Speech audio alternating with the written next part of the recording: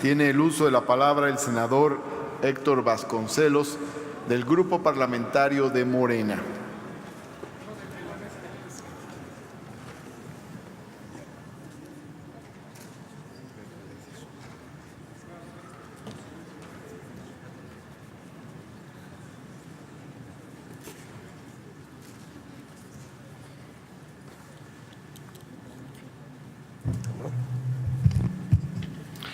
Senador presidente, señor secretario de Relaciones Exteriores, senadoras y senadores, me corresponde hablar a nombre del Grupo Parlamentario de Morena en el contexto de la glosa del último informe de gobierno del presidente Peña Nieto.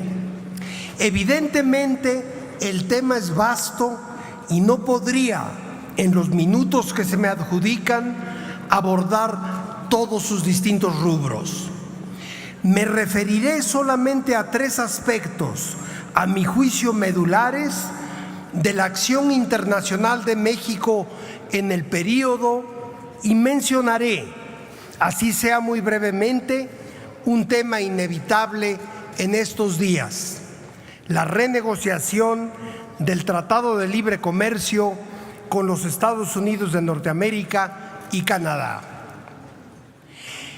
Entre los muchos errores y omisiones que observamos en la política exterior, no solo del último año, sino de todo el sexenio que fenece, habrá que señalar la situación no resuelta de los migrantes que se encuentran en territorio mexicano estacionariamente o en tránsito. Es obvio que pese al discurso oficial persisten las graves violaciones a los derechos humanos que ocurren en nuestro territorio. No se logró eliminar el maltrato a los migrantes procedentes de Centroamérica, pese a esfuerzos que resultaron meramente retóricos.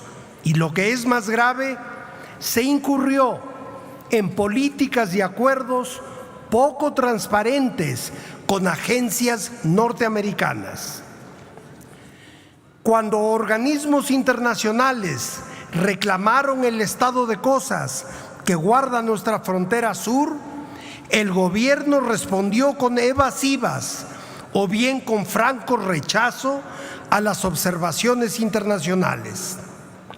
Sabemos bien que nuestra frontera sur no es responsabilidad exclusiva de la Cancillería, pero sí lo es el resguardo de los derechos humanos de quienes por ahí transitan. Al mismo tiempo, los esfuerzos reiteradamente anunciados por mejorar los servicios que prestan nuestros consulados a los connacionales que habitan en Norteamérica resultaron en su mayor parte retóricos. Durante mis frecuentes viajes a esa región, en mi calidad de secretario de Mexicanos en el Exterior y Relaciones Internacionales del Comité Ejecutivo Nacional de Morena, recogí innumerables quejas por el escaso apoyo que las comunidades mexicanas reciben de nuestra red consular. Con encomiables excepciones, la actitud que nuestros compatriotas perciben es una de indiferencia o franco rechazo. No solo ha sido poco esclarecido el destino de los fondos destinados a protección consular, sino que no se giraron instrucciones inequívocas sobre el tono que deben tener los intercambios oficiales con los mexicanos en riesgo, un tono de atención e involucramiento genuinos. En relación con migrantes, derechos humanos y con nacionales vulnerables, no puede soslayarse el tema de la iniciativa Mérida. La opinión pública se pregunta a qué grado este mecanismo de escasa o nula transparencia subsiste y si también encubre pactos relativos a hacer de México lo que se ha dado en llamar tercer país seguro, es decir, hacer el trabajo sucio de los Estados Unidos deteniendo o asilando a migrantes en nuestro territorio para evitar que lleguen a aquel país. En otro orden de ideas, quisiera formular una pregunta al canciller. Señor secretario, ¿podría usted describir ante esta soberanía las ventajas obtenidas por México de su participación en el Grupo de Lima, toda vez que para muchos legisladores esto representó una injerencia en los asuntos internos de un país hermano, contraviniendo así el principio de no intervención establecido en el artículo 89 de nuestra Constitución política? ¿Es legítimo desgarrarse las vestiduras defendiendo los derechos humanos en otras latitudes, mientras las más graves violaciones a estos subsisten en todo el territorio nacional? El hecho de involucrarse con una de las partes en conflicto de un país extranjero anula el papel potencial que México podría jugar como mediador, siempre y cuando tal mediación tuviese lugar a petición de las partes.